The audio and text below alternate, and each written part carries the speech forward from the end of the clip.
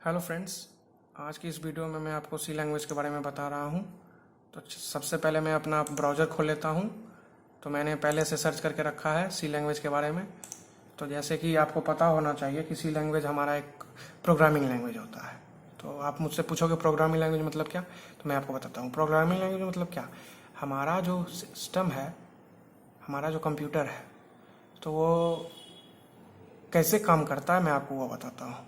तो जैसे अब आपको पता होता है हमारे कंप्यूटर में रैम होते हैं, ठीक है, हार्ड डिस्क होते हैं, ऑपरेटिंग सिस्टम होते हैं, हार्डवेयर होते हैं, और इस तरह से बहुत सारे इसमें प्रॉपर्टी होते हैं। किसका क्या हो काम है मैं आपको धीरे धीरे सब कुछ करके बताऊंगा, स्टेप बाय स्टेप, ठीक है। तो आज के इस वीडियो में मैं आपको बता रहा हूँ लैंग्वेज के बारे में क्या होता है। जैसे हम अपने घर में अपने बड़े या फिर छोटे भाई बहन, पापा मम्मी, दादा दादी से जो बात करते हैं, तो उसके लिए हमारे पास एक लैंग्वेज होता है। कौन सा लैंग्वेज है वो? हिंदी या फिर इंग्लिश, या फिर हम अलग अलग स्टेट में जाएंगे तो वहाँ पर अलग अलग लैंग्वेज होते हैं। तो बेसिकली लैंग्वेज से हम करना क्या चाहते हैं वो आप समझिए।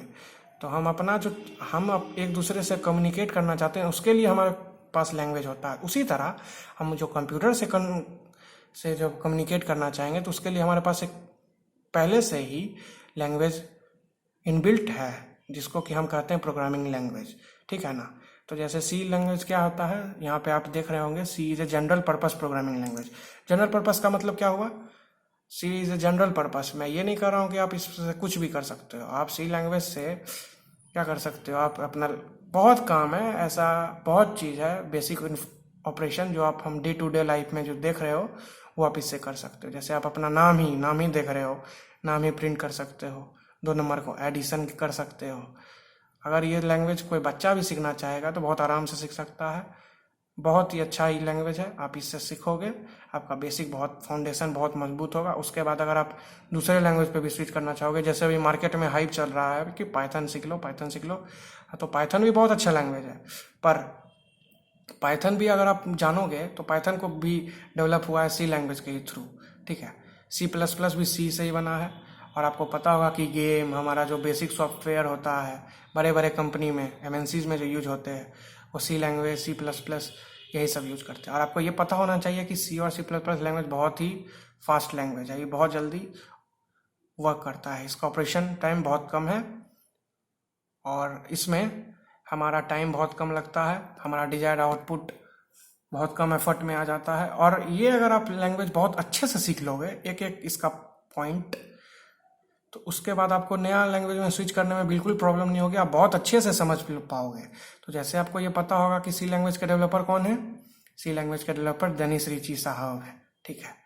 तो आप मुझे एक चीज़ बताना, तो आप जो सी लैंग्वेज, आप मुझसे ये पूछोगे कि सी लैंग्वेज तो मैंने समझ गया कि एक प्रोग्रामिंग लैंग्वेज है, और हम इससे हम जो करवाना चाहेंगे कोई भी चीज़ हम जो सोचे वो हम अपने लैंग्वेज से भी कर सकते हैं, ठीक है। तो तो आप ये पूछोगे कि ये काम मैं करूँगा कैसे। ये तो मैं समझ गया कि सी लैंग्वेज है, वो एक प्रोग्रामिंग लैंग्वेज है, इससे हम अपना डेली नीड कह लीजिए या फिर कुछ भी करना चाहेंगे वो आप कर सकते हो। जैसे आप एक मुझे बात बताओ, अब बचपन में जब आप कोई गलती करते थे तो आपके टीचर आपको क्या कहते थे?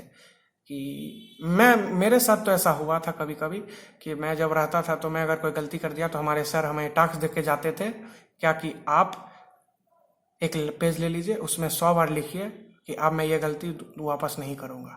उस टाइम तक मुझे ये नहीं पता था कि एक प्रोग्रामिंग लैंग्वेज भी होता है। अगर उस टाइम मुझे ये पता होता तो मैं एक फॉर लूप चलाता 100 टाइम्स के लिए, और उसमें मैं प्रिंट एफ में लिख देता कि मैं ये गलती अब वापस दोबारा कभी नहीं करूँगा, ठीक है। तो मेरा इससे क्या होता, काम काम सबसे पहली चीज़, मेरा टाइम सेव होता, एफर्ट कम लगता, उसमें कुछ मैं कुछ और नया प्रोडक्टिव काम कर सकता, ठीक है। तो लूप लूप हो गया, कंडीशनल हो गया, ये सब मैं आपको आगे बताऊंगा, ठीक है। आज की इस वीडियो में मैं आपको सिर्फ इंट्रोडक्शन बताया कि सी लैंग्वेज क्या होती है, ठीक है। तो अगर आप यहाँ पे देख रहे होगे तो C is a general purpose programming language, ठीक है। तो आप जनरल पर्पस प्रोग्रामिंग लैंग्वेज और फिर प्रोसीजर प्रोग्रामिंग लैंग्वेज भी है। तो हम कोई भी काम करते हैं तो आप एक चीज़ जान रहे होंगे कि 2 तरह का लैंग्वेज का वे होता है, हम कोई भी काम करते हैं, एक होता है प्रोसीजरल, एक होता है ऑब्जेक्ट ओरिएंटेड प्रोग्रामिंग। तो सी ओनली प्रोसीजर ओरिएंटेड लैंग्वेज को सपोर्ट करता है, मतलब हम इसमें सारा काम फंक्शन बना के करते हैं, ठीक है। और ऑब्जेक्ट ओरिएंटेड मतलब हम हमारा कोई भी काम ऑब्जेक्ट बना के करते हैं। तो अभी हमारा मेन मोटो है फंक्शनल प्रोग्रामिंग समझने का। तो फंक्शनल प्रोग्रामिंग क्या हुआ मैं आपको वो बताता हूँ। फंक्शनल प्रोग्रामिंग मतलब हम कोई भी काम करने के लिए एक फंक्शन बनाते हैं, ठीक है। तो बहुत सारे ऐसे भी फंक्शन है जो प्री डिफाइंड है। हमारे जो डेवलपर हैं डेनिस ऋषि साहब, वो उस चीज़ को बना के पहले से रखे हैं, हम बस उस फंक्शन को कॉल करते हैं। तो ये सब चीज़ अगर आपको अभी आपको बेसिक में थोड़ा सा प्रॉब्लम होगा, पर इतना आज के लिए काफ़ी है। मैं अब आपको एक चीज़ और बता देता हूँ कि हम जो सोर्स कोड लिखते हैं, सोर्स कोड क्या होता है मैं आपको वो बताता हूँ। जैसे हम कोई भी चीज़ लिखे, जैसे हम लिख दिए प्रिंटफ मेरा नाम, जो भी मेरा नाम है मैं वो लिख दिया, ठीक है। तो उसके लिए प्रिंटफ क्या हुआ, आप मेरे से पूछोगे प्रिंटफ क्या है। पहला आप कोई भी चीज़ देखते हो तो उसके बारे में एक चीज़ जानना चाहोगे, तो प्रिंटफ क्या है। तो प्रिंटफ एक प्री डिफाइंड फंक्शन होता है, वो हमने नहीं बनाया है, हमारे डेवलपर ने हमें बना के दिया कि अगर आप कोई भी चीज़ यूज करना चाहते हो, जैसे कोई चीज़ प्रिंट करना चाहते हो, तो उसके लिए हम प्रिंटफ फंक्शन यूज करते हैं, ठीक है। तो प्रिंटफ फंक्शन का जो कोडिंग है वो हेडर फाइल्स में पहले से ही बना के रखा होता है, उसमें उसका डिक्लेरेशन होता है और उसका डिफिनेशन जो है वो हमारी लाइब्रेरी फाइल में होते हैं, ठीक है। तो ये धीरे धीरे आपको समझ में आएगा जब मैं आपको आगे बताऊंगा। आज इतना ही है। अब ये चीज़ आप जो देख रहे हो, अगर आप इंटरेस्टेड हो तो आप विकीपीडिया पे सर्च कीजिएगा सी प्रोग्रामिंग विकीपीडिया, तो आपको सारा चीज़ निकलेगा। अगर आप पढ़िए, अगर आपको समझ में आ रहा है अच्छा है, नहीं तो मैं आपको और धीरे धीरे बताऊंगा, ठीक है। तो आप एक चीज़ मुझे बता दीजिए, जैसे आप कोई गाना ही सुनते हैं, म्यूजिक ही सुनते हैं, तो म्यूजिक का एक्सटेंशन क्या है, कभी आपने गॉट किया है। म्यूजिक का एक्सटेंशन है .mp3, ठीक है। फोटो का क्या होता है .jpg .png, ठीक है। और ये आप वीडियो भी अगर आप देखते होगे तो वीडियो का भी क्या होगा .mp4। तो mp4 अगर आप देखते हो तो आपको समझ में आ गया। अगर मैं इसको खोलूंगा डबल क्लिक करके तो एक वीडियो चलेगा, और अगर mp3 है तो आप अगर आप उसको डबल क्लिक करोगे तो आपको ये पता चलेगा कि ये गाना है। उसी तरह से अगर आप .c देखोगे तो आपको ये समझ में आ जाएगा एक्सटेंशन देख के ही कि ये जो हमारा फाइल है इसमें सी प्रोग्रामिंग लिखा हुआ है, ठीक है। तो आप एक चीज़ हमसे पूछोगे कि मैं प्रोग्रामिंग लिखूँ कहाँ। आप गूगल क्रोम पे तो नहीं लिख सकते हो प्रोग्रामिंग। गूगल क्रोम पे आप कौन सा प्रोग्रामिंग लिखोगे, जावा स्क्रिप्ट वगैरह HTML वो सब इस पे रन होता है, ठीक है। तो उसके लिए आपको एक बेसिकली हमारे कंप्यूटर में मैं आपको दिखा देता हूँ, नोटपैड नाम का सॉफ्टवेयर हमारे पहले से ही डाउनलोड होके आते हैं, पहले से ही हम में रहते हैं हमारे सिस्टम में, ठीक है।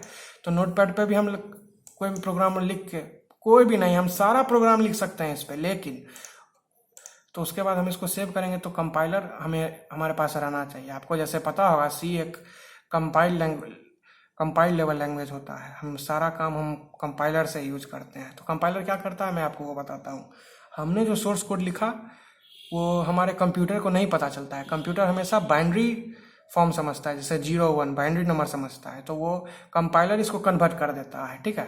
जो भी हम लिखते हैं उसको मशीन लेवल कोड में कन्वर्ट कर देता है, और वो हमारा कंप्यूटर समझ के जो भी टास्क हम दिए हैं वो परफॉर्म करके हमें डिजायर्ड आउटपुट दे देते हैं, ठीक है। आज के इस वीडियो में इतना ही रखते हैं। मैं आपको दूसरे वीडियो में थोड़ा सा और ओवरव्यू इसके बारे में दूंगा।